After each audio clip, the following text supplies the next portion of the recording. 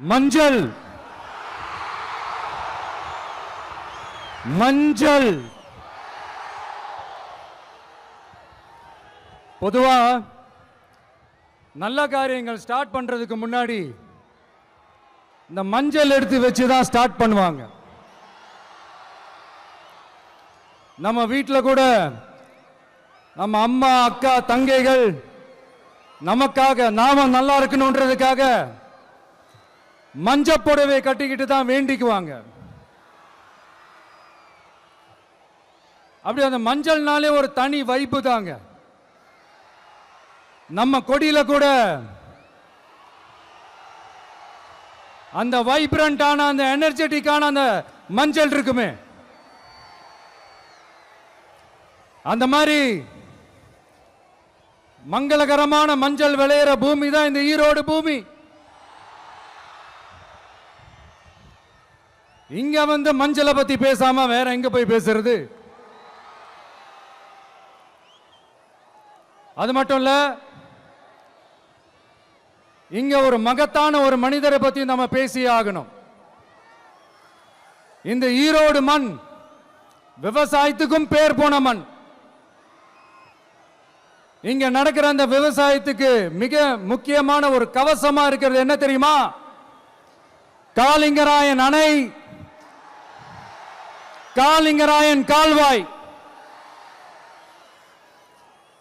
காலிங்கராயன் அணை கட்டினதுலையும் கால்வாய் வெட்டினதுலையும் உயிரான உணர்வு பூர்வமான நிறைய விஷயங்கள் இருக்குது. அப்படி அந்த ப்ராசஸ்ல அவர் அந்த அணை கட்டும் போதும் கால்வாய் வெட்டும் போதும் ரொம்ப சோர்வடைஞ்சிட்டாராம். அப்ப அவங்க அம்மா அதை பார்த்துட்டு சொன்னாங்களாம், மகனே காளிங்கா, தயிர் வித்த காசு தாழ்வாரம் வரைக்கும் இருக்குது, மோர் வித்த காசு முகுட வரைக்கும் இருக்குது, அதை எடுத்துக்கிட்டு போய் அணைய கட்டியா கால்வாய வெட்டியான்னு சொல்லி தைரியம் கொடுத்தாங்களாம். பெத்த அம்மா கொடுக்கிற அந்த தைரியம் இருக்கு பாருங்க, அதை தாண்டி வேற எதுவுமே கிடையாதுங்க. ஒரு மனுஷனால எதையும் சாதிச்சு காட்ட முடியும். அப்படி ஒரு தைரியத்தை தான் இப்ப நீங்க என்னுடைய அம்மா அக்கா தங்கைகள் நண்பா நண்பிகள் தோழர்கள் எல்லாரும் எனக்கு கொடுத்திருக்கிறீங்க. அதே தைரியத்தை, அதே துணையா என் கூட நிக்கிறீங்க. இதை எப்படி நம்ம பிரிச்சு விடலாம்? இதை எப்படி நம்ம கெடுக்கலாம்? என்னெல்லாம் அவதூறுகள் நம்ம விஜய் மேல சொல்லி மக்களை நம்ப வைக்கலாம்? என்னெல்லாம் சூழ்ச்சிகள் நம்ம விஜய் மேல பண்ணி மக்களை நம்ப வைக்கலாம்? இப்படி சூழ்ச்சிகளை மட்டுமே நம்பி பொழப்ப நடத்துற சில சூழ்ச்சிக்கார கூட்டங்கள் இதை தொடர்ந்து செஞ்சுக்கிட்டு தான் இருக்கு. ஆனா அவங்களுக்கு தெரியாது, இது இன்னைக்கு நேத்து வந்த உறவு இல்ல. கிட்டத்தட்ட 30-33 வருஷத்துக்கு மேல இருக்கிற உறவு. ஏன் நான் சினிமாவுக்கு வந்தப்போ எனக்கு வயசு 10, அப்பல இருந்தே இந்த உறவு ஸ்டார்ட் ஆகி போயிட்டு இருக்குன்னு அவங்களுக்கு தெரியாம போச்சு. அதனால என்ன பண்ணாலும், நீங்க என்ன ட்ரை பண்ணாலும், எல்லாத்தையும் விட்டுட்டு மக்களுக்காக வந்திருக்கிற இந்த விஜய மக்கள் ஒரு நாளும் கைவிட மாட்டாங்க. மக்கள் கூடவே நிக்கிறாங்க, கூடவே நிப்பாங்கன்னு அவங்களுக்கு தெரியாம போச்சு. என்னப்பா நிப்பீங்கல்ல? உங்களை நம்பிதாப்பா வந்திருக்கிறேன். அதான் இந்த சத்தம் தாங்க வாழ்நாள் பூரா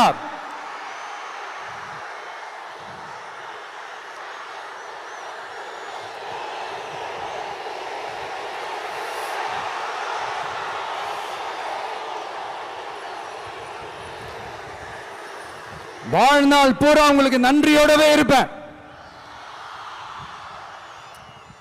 இப்போ நம்ம காளிங்கராயன் அவர்கள் அணையை கட்டுறதுக்காக பவானிக்கு போய் பார்க்கும்போது ஒரு இடத்துல ஒரு பாம்பு வந்து உட்கார்ந்துச்சான், படுத்துச்சான். அது படுத்த இடத்துல தான் அவர் அணையை கட்ட ஸ்டார்ட் பண்ணாராம். அப்புறம் அந்த பாம்பு வளைஞ்சி நெளிஞ்சி போற இடத்துலலாம் கால்வாயை வெட்டினார்னு சொல்லி சில வாய்மொழி கதைகள்லாம் சொன்னாங்க. தண்ணியை சேமிச்சு வச்சு குடிக்கிறதுக்கும் விவசாயத்துக்கும் வழி வகுக்கிறது எவ்வளவு பெரிய ஒரு நல்ல விஷயம். ஸோ இந்த மாதிரி நல்ல விஷயங்கள்லாம் செஞ்சிட்டு கதைகள் சொன்னா பரவாயில்ல, எதுவுமே செய்யாம கதைகளை மட்டும் அடிச்சு விடுறது எப்படி? அத்திக்கடவு அவிநாசி திட்டத்தை இன்னும் விரிவுபடுத்தினா அந்த 3 மாவட்டத்தில் இருக்கிற லட்சக்கணக்கான மக்களுக்கு எவ்வளவு பிரயோஜனமா இருக்கும். எத்தனையோ லட்சம் ஏக்கர் நிலங்கள்ல விவசாயம் நடத்தினா எவ்வளவு பிரயோஜனமா இருக்கும். ஏன் அதெல்லாம் பண்ண மாட்டேன்றீங்க? வள்ளுவர் கோட்டத்துக்கு காட்டுற அக்கறைய இங்க மக்கள் வாழ்வாதாரத்தில் கொஞ்சம் காட்டலாம்ல, ஏன் காட்ட மாட்டேன்றீங்க? இங்க என்ன கவர்மெண்ட் நடத்துறாங்களா இல்ல கண்காட்சி நடத்துறாங்களா? இந்த 21ஆம் நூற்றாண்டிலே மக்களை பத்தி எதுவுமே யோசிக்கிறது இல்ல. ஆனா அந்த காலத்திலேயே இது எல்லாத்தையும் பத்தி யோசிச்ச மக்களை பத்தி, குடிக்கிற தண்ணியை பத்தி, விவசாயத்தை பத்தி, அணை கட்டுறதை பத்தி, கால்வாய் வெட்டுறதை பத்தி, இதெல்லாம் எங்கிருந்து? பவானியிலிருந்து நொய்யலாறு வரைக்கும் கால்வாய் வெட்டி இதெல்லாத்தையும் பத்தி யோசிச்ச காளிங்கராயன் அவர்களுக்கு கோடி கும்பிடு போட்டாலும் பார்த்தாதுங்க. இப்படி அந்த காலத்துல இருந்த ஒரு ஹீரோவை பத்தி பேசிட்டு இந்த காலத்துல, அதாவது 1920th செஞ்சுரியில இருந்த ஒரு ஹீரோவையும் பத்தி நம்ம பேசி ஆகணும்ல. ஒருத்தர் இலகிய மனம் கொண்ட ஹீரோனா இன்னொருத்தர் இரும்பு மாதிரி அயன் மேன் தான். எஸ், நம்ம ஈரோடு கடப்பாறை தான்.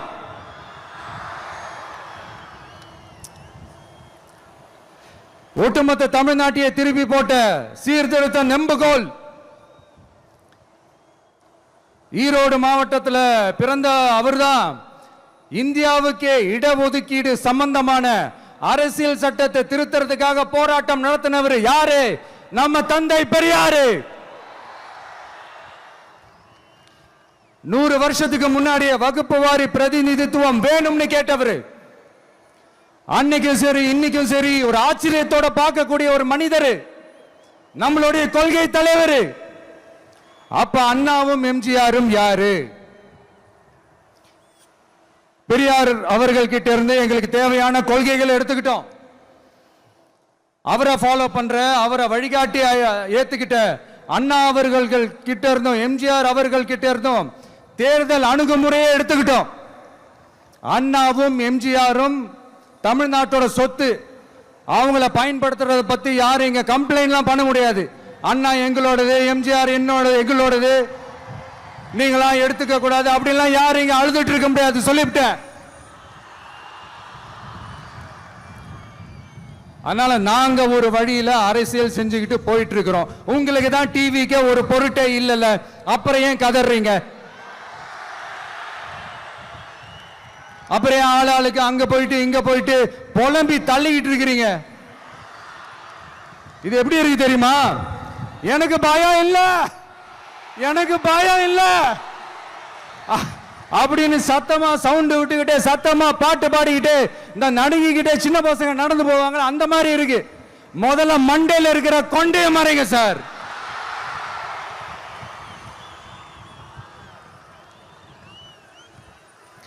சும்மா மாறு வேஷத்துல மறு வச்சுக்கிட்டு மீடியா ஆளு, ரேடியோ ஆளுன்னு இவங்க ஆளுங்களே மாத்தி மாத்தி அனுப்பிக்கிட்டு, இதெல்லாம் என்ன மக்களுக்கு தெரியாதுன்னு நினைச்சிட்டு இருக்கீங்களா?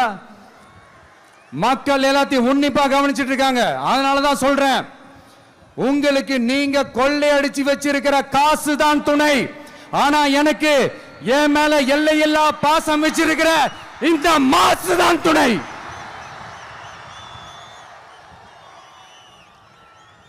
பெரியார் அவர்கள் கிட்ட இருந்த அந்த செல்வாக்கையும் அந்த பதவிகளையும் அந்த பவரையும் வச்சுக்கிட்டு அவர் என்ன சொன்னார் தெரியுமா?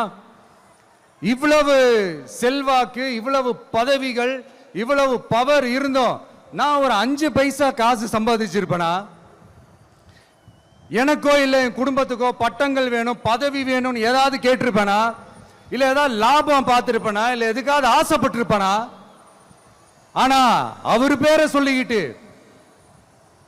அவருடைய கொள்கையை ஃபாலோ பண்றதா சொல்லிக்கிட்டு இப்ப ஆட்சியில இருக்கிறவங்க என்னெல்லாம் செய்யறாங்கன்னு.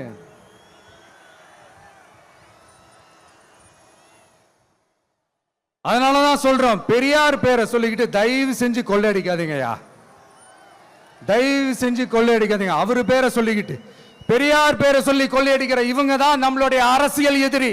மக்களை நீங்க சொல்லுங்க, நம்மளுடைய அரசியல் எதிரி யாரு? நம்மளுடைய கொள்கை எதிரி யாரு? ரிப்பீட், நம்மளுடைய அரசியல் எதிரி யாரு? நம்மளுடைய கொள்கை எதிரி யாரு? உங்களுக்கு புரியுதுல்ல? எனக்கு அது போதும்யா, எனக்கு வேற எதுவுமே தேவையில்லை.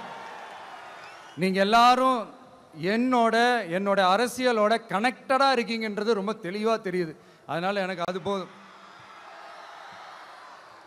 அதனாலதான் எதிரிகள் யாருன்னு சொல்லிட்டு களத்துக்கு வந்திருக்கிறோம். அதனால அவங்கள மட்டும் தான் எதிர்ப்போம். அதுவும் அந்த எதிரிகள் யாரு இப்போ இங்க 2026 சட்டமன்ற தேர்தலில் களத்தில் இருக்கிறாங்களோ அவங்கள மட்டும் தான் எதிர்ப்போம். சும்மா களத்திலே இல்லாதவங்களையும், களத்துக்கும் அவங்களுக்கும் சம்பந்தமே இல்லாதவங்களையும் எதிர்க்கிற ஐடியாலாம் இல்ல பாஸ். நீங்க கேட்கிறீங்கன்றதுக்காக எதிர்த்துட்டு இருக்க முடியாது பாஸ். எங்களுக்கு நிறைய வேலை இருக்குது. வந்த உடனே நீட்டை ரத்து செய்வோம், கல்வி கடனை ரத்து செய்வோம், கேஸ் சிலிண்டருக்கு மானியமா 100 ரூபாய் தருவோம், என்னெல்லாம் அடிச்சு விட்டுட்டு இன்னி வரைக்கும் கேட்கிறேன், இதெல்லாம் சொன்னாங்களே செஞ்சாங்களா? இவங்க எப்பவுமே இப்படிதான், சொல்றது ஒண்ணு செய்யறது ஒண்ணு. திமுகவும் பிரச்சனைகளும் ஃபெவிகால் போட்டு ஓட்டின ஃப்ரெண்ட்ஸ் மாதிரி ஒன்னிலிருந்து ஒன்னை பிரிக்கவே முடியாது. பெரியார் பேரை மட்டும் சொல்லிக்கிட்டு எப்படி அவரோட கொள்கைகளுக்கு எதிராக செயல்படுறாங்களோ அப்படிதான் இந்த மஞ்சள் நகரத்தோட மஞ்சளுக்கும் ஒண்ணும் பண்ணல, மஞ்சள் விவசாயிகளுக்கும் ஒண்ணும் பண்ணல. ஆராய்ச்சி மையம், சிறப்பு மையம்னு கோடி கோடியா டெண்டர் விட்டாங்க, பேருக்கு கட்டிடத்தை கட்டினாங்க. ஆனா உலகமே போட்டி போட்டு வாங்குற மஞ்சளை மதிப்பு கூட்டி விற்பனை செய்ய, அதோட வேல்யூ இன்க்ரீஸ் பண்ணி நம்ம விவசாயிகளுக்கும் இந்த மாவட்ட மக்களுக்கும் நன்மை செய்ய இதுவரைக்கும் என்ன செஞ்சிருக்காங்கன்னு யோசிச்சு பார்த்தா ஒரு பெரிய ஜீரோ தான். கரும்பு நெல்லுக்கு அரசாங்கம் விலை பிக்ஸ் பண்றாங்க, அதையும் ஒழுங்கா பண்றதில்ல. ஒவ்வொரு முறையும் பிரச்சனை. அங்க நெல் கொள்முதல் செய்யறதுல ஊழல். சரி, நாம கஷ்டப்பட்டு விளைய வச்சது வீணா போக கூடாதுன்னு நினைச்சு நம்ம விவசாயிகள் கேட்கிற லஞ்சத்தை கொடுத்தாலும் அதுக்கப்புறம் கூட அந்த கொள்முதல் ஒழுங்கா நடக்கிறது இல்லை. அதையும் தாண்டி ஏதோ ஒரு விலை விவசாயிகளுக்கு கிடைக்குது. அப்படிலாம் இல்லாம ஒழுங்கா நேர்மையா நம்ம மஞ்சளுக்கும் நியாயமான விலை பிக்ஸ் பண்ணி தரமான விதைகளை கொடுத்தா என்ன குறைஞ்சா போயிடுவாங்க? இதெல்லாம் யோசிக்கிறதுக்கு அவங்களுக்கு நேரமே இல்லை. 24x7 அவங்களுடைய யோசனை என்ன தெரியுமா? இந்த விஜயை எப்படி முடக்கலாம், தமிழக வெற்றி கழகத்தை எப்படியெல்லாம் முடக்கலாம், அப்படிதான் அவங்களுடைய சிந்தனையே 24x7. எத்தனையோ வருஷத்துக்கு முன்னாடி நம்ம காளிங்கராயர் நதிகளின் இணைப்புக்கு முன்னோடியா இருந்தார். பவானி ஆத்துல வர அதிகமான தண்ணி அணை கட்டி தேக்கி தண்ணீர் வறட்சியான பகுதிகளுக்கு அனுப்பினாரு. ஆனா இன்னைக்கு இவ்வளவு நவீன வசதிகள் இருந்தோம், இவ்வளவு சயின்ஸ் வளர்ச்சிகள் இருந்தோம், இவ்வளவு டெக்னாலஜி வளர்ச்சிகள் இருந்தோம், அவங்க வாக்குறுதியில் ஒண்ணு கொடுத்தாங்கல்ல, பவானி நொய்யலாறு அமராவதி 6 இணைப்பு திட்டத்துக்கு ஒரு துரும்ப கூட கிள்ளி போடல. வாக்குறுதி நம்பர் 103 சொன்னாங்களே, செஞ்சாங்களா?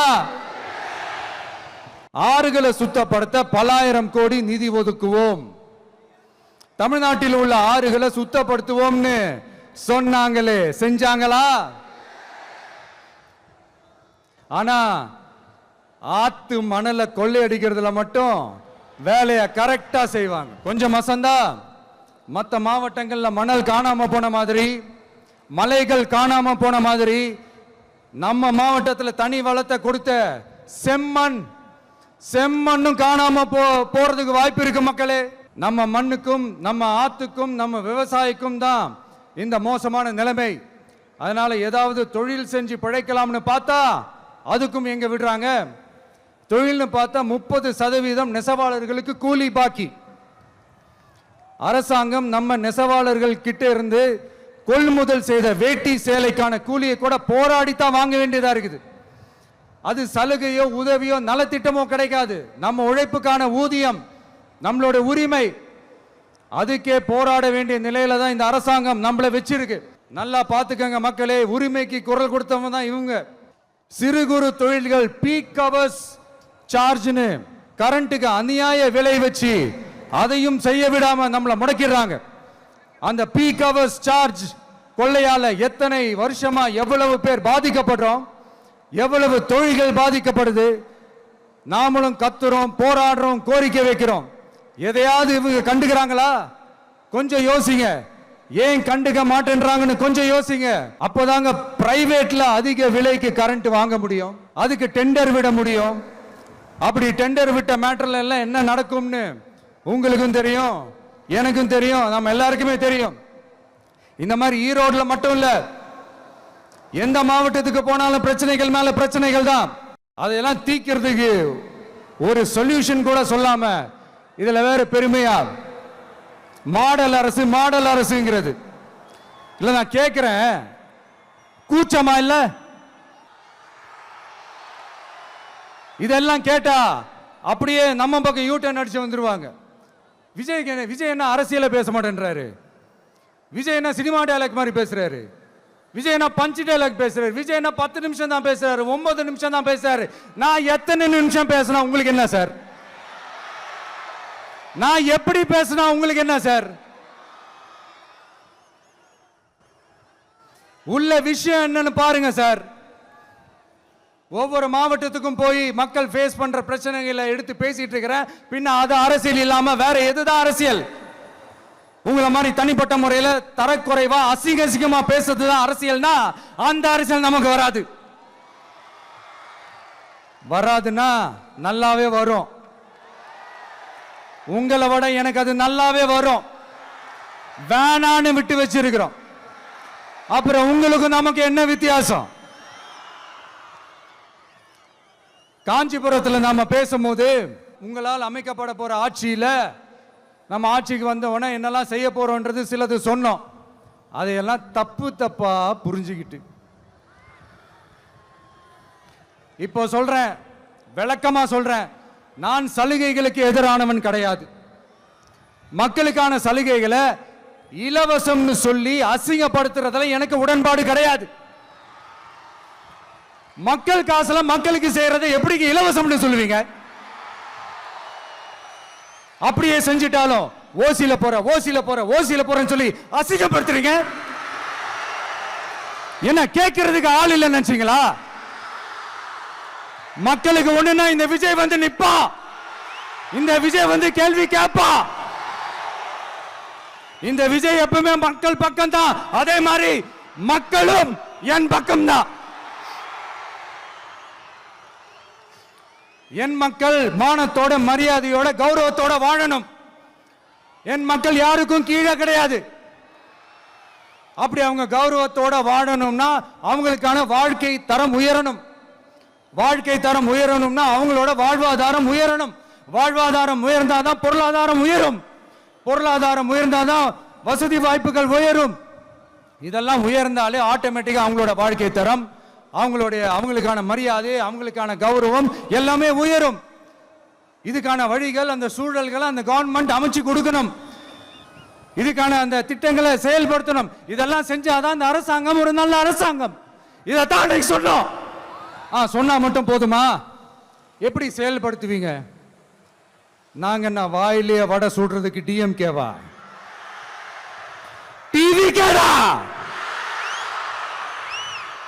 எல்லாருக்கும் நிரந்தரமான ஒரு வீடு இருக்கணும்னு சொன்னோம்.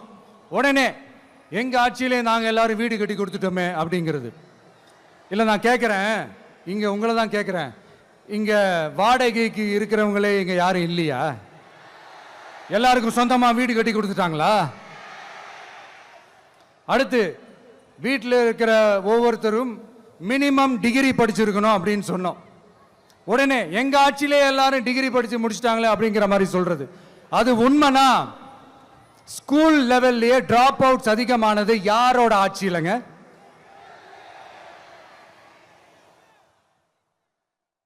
பசங்க பிள்ளைங்க யாரும் ஸ்கூல்ல சேரலன்னு சொல்லிட்டு எனக்கு தெரிஞ்சு 207 கவர்மெண்ட் ஸ்கூல்ஸ் மூடினது யாரோட ஆட்சியிலங்க? இதுல கல்வியில் சிறந்த தமிழ்நாடுன்னு டிராமா வேற. அடுத்து குடும்பத்தில் ஒருத்தருக்கு நிரந்தரமான வருமானம் வரணும், வேலை வாய்ப்பு கிடைக்கணும் அப்படின்னா நாங்க கொடுக்காத வருமானமா, நாங்க கொடுக்காத வேலையா அப்படிங்கிறது. எத்தனையோ லட்சம் காலி பணியிடங்கள் நிரப்புவோம்னு வாக்குறுதி கொடுத்துட்டு ஆட்சிக்கு வந்தீங்கல்ல, எத்தனை லட்சம் காலி பணியிடங்களை நிரப்புனீங்க? அட்லீஸ்ட் 1 லட்சம் காலி பணியிடங்களாவது நிரப்புனீங்களா? இதெல்லாம் சொல்லிட்டு மக்களை ஏமாத்துறது யாரோட ஆட்சியிலங்க? அடுத்து ரொம்ப முக்கியமா, பெண்களுக்கு பாதுகாப்பு இல்ல, சட்டம் ஒழுங்கு சரியா இல்லைன்னு சொன்னா தமிழ்நாட்டில் பெண்கள் பாதுகாப்பு தான் அதிகமா இருக்குதான். நீங்க சொல்லுங்க மக்களே, பெண்கள் பாதுகாப்பு இருக்கு? சட்டம் ஒழுங்கு சரியா இருக்கு? அவங்க சொல்றது உண்மையா? அவங்க சொல்றதை நீங்க ஏத்துக்கிறீங்களா? சத்தமா கேக்குதா சார்? இதுதான் ரியாலிட்டி, இதுதான் நிஜம். நம்மளுடைய ஆட்சியில சட்டம் ஒழுங்குல சமரசமே இருக்காது. அதனாலதான் இவ்வளவு ஸ்ட்ராங்கா சொல்றோம், தைரியமா இருங்க மக்களே. என்னென்ன செய்ய போறோன்றது சிலதெல்லாம் காஞ்சிபுரத்தில் சொன்ன மாதிரி சொன்னா எல்லாத்தையும் தப்பு தப்பா திருச்சி பேசிக்கிட்டு அவதூறு பரப்பிக்கிட்டு. நான் கூட யோசிப்பேன், எம்ஜிஆர் அவர்களும் மேடம் ஜெயலலிதா மேடம் அவங்களும் ஒரே வார்த்தையில சொல்லி இந்த திமுகவை காலி பண்ணாங்கல்ல. நான் கூட யோசிப்பேன், ஏன் இவ்வளவு ஹார்ஷா பேசுறாங்க, ஏன் இவ்வளவு ஹார்ஷா அவங்கள திட்டுறாங்கன்னு யோசிச்சது உண்டு. இப்பதானே புரியுது. அவங்க 2 பேரும் சொன்னதை இப்ப நானும் ரிப்பீட் பண்றேன். திமுக ஒரு தீய சக்தி, திமுக ஒரு தீய சக்தி, திமுக ஒரு தீய சக்தி, திமுக ஒரு தீய சக்தி, தீய சக்தி, தீய சக்தி, தீய சக்தி. என் நெஞ்சில் குடியிருக்கும் ஈரோடு மக்களே,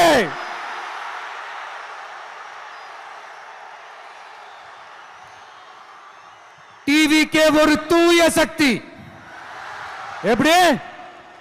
டிவிகே ஒரு தூய சக்தி.